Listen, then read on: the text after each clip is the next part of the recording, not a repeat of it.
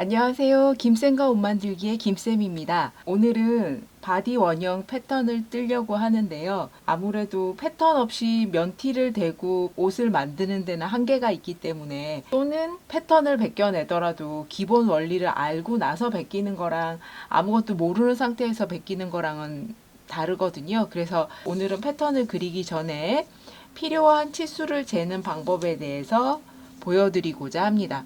4분의 1 축소 바디라고 샀는데 받고 나서 치수를 재보니까 3분의 1 바디인 것 같습니다. 이 미니어처 바디는 사람의 체형하고는 좀 달라서 기본 치수가 약간 다르거든요. 그래서 이 미니어처 바디로는 치수 재는 방법을 설명드리겠습니다. 제가 팔은 한쪽만, 왼쪽 편만 미리 이렇게 만들어서 부착을 해놨고요. 제일 먼저 가슴 둘레를 재자면 옆에서 봤을 때 가슴에 제일 튀어나온 부분, 여기를 바스트 포인트 BP점이라고 합니다. 바스트 포인트가 지나가도록 이렇게 줄자를 가지고 재주세요. 바디라서 자꾸 흘러내리는데요. 어디서 봤을 때라도 수평이 맞도록, 가슴 둘레를 재실 때는 수평이 맞도록 해서 BP점 지나가도록 해서 둘레를 재주시고요. 딱 맞게 재시는 게 아니라 사람 같은 경우에는 손가락이 한두 개가 들어가서 움직일 수 있게 여유분을 가지고 재주시는 게 좋아요. 허리 둘레는 몸에 제일 가는 부위를 역시나 수평이 되도록 맞춰서 이렇게 재주시고, 허리 둘레도 사람 같은 경우에는 손가락이 한두 개가 들어갈 수 있을 정도 여유분이 있게 재주셔야 됩니다. 뒤를 돌려서 등 길이를 재줄 건데요. 뒷목점에서부터 뒤허리선까지 재줍니다. 사람 같은 경우에는 안녕하세요 하고 고개를 숙였을 때 제일 튀어나오는 목뼈가 있어요. 그래서 그 목뼈를 찾아서 거기에서부터 재주시면 되는데, 바디에서는 그게 없으니까 이 목둘레라고 생각되는 임의의 목둘레, 가상의 목둘레를 생각을 하시고요. 거기에서 뒤중심에서부터 허리선까지 이렇게 재주시면 됩니다. 어깨 너비인데요. 어깨 너비는 양 어깨 끝점을 바로 이렇게 재는 게 아니라 등 길이 재면서 찾았던 뒷목점을 한번 찍어주고 찾아주셔야 돼요. 요렇게 갈 수 있게.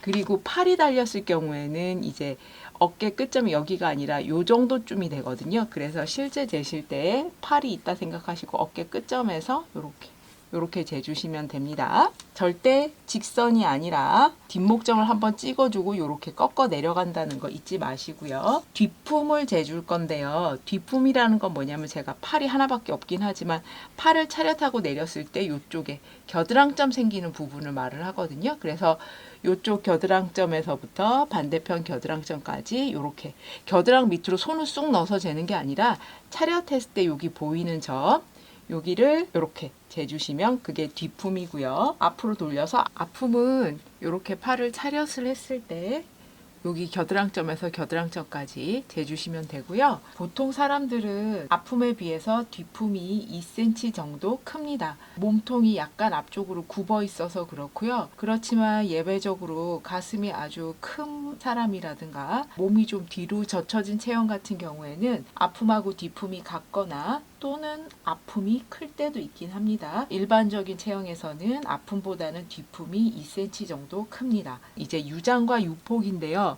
유장이라는 건 연목점에서부터 BP점까지의 거리를 뜻하고요. 여기서부터 BP점까지 이렇게 길이를 재주시면 되고요. 만약에 어깨가 좀 많이 기울어진 체형이 있어요. 오른쪽 왼쪽 어깨 차이가 많이 나는 경우에는 오른쪽과 왼쪽을 양쪽 다 재서 평균값을 내기도 합니다. 그리고 유폭은 BP점과 BP점 사이의 거리 이렇게 재주시면 됩니다. 그러면 상의 원형을 그리기 위해서는 필요한 치수가 가슴 둘레, 허리 둘레, 뒤로 돌아서 등 길이, 어깨 너비, 뒷품, 앞으로 돌아서 앞품, 유장, 유폭, 이렇게 8가지의 필요 치수가 있겠습니다. 그리고 소매 같은 경우에는 이렇게 옆에서 봤을 때요. 사람의 팔은 자연스럽게 이렇게 앞쪽으로 돌아가게 돼 있거든요.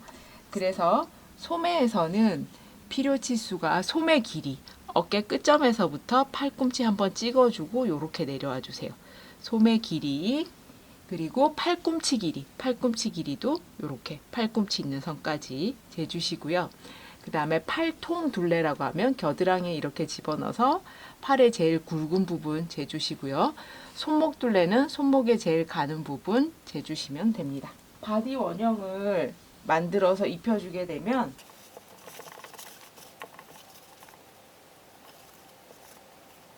이렇게 생긴 바디 원형을 만들어 줄 거고요. 옆에서 보시면 이렇게 팔이 없는 쪽은 이런 식으로 앞쪽을 향해서 약간 더 이렇게 파진 진동둘레가 되고요. 어깨나 진동둘레에서 다하트를 안 주기 때문에 여기가 살짝 뜹니다. 그렇지만 어깨나 진동둘레에 다하트가 들어가게 되면 좀 지저분하기 때문에 그냥 허리 다하트만 넣어서 바디 원형을 만들고 있고요. 앞판 같은 경우에는 옆 다트하고 허리 다트 넣어줄 거고요. 만약에 가슴이 좀 크신 분들은 여기가 뜨는 경우가 있어서 그럴 때는 뭐 프린세스 라인을 넣으면서 여기 뜨는 부분을 잡아주기도 합니다. 바디 원형이라는 건 보시는 것처럼 소매 없이 허리까지 오는 짧은 조끼 형태를 바디 원형이라고 합니다.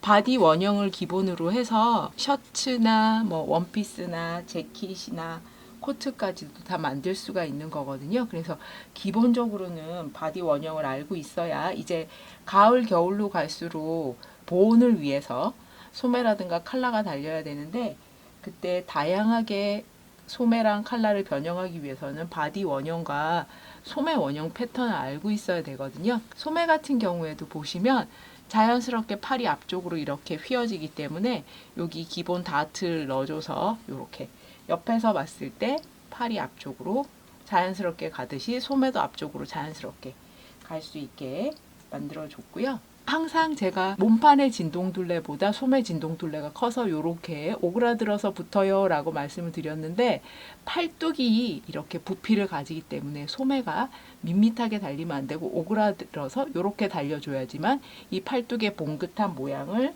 살릴 수 있어서 그렇습니다.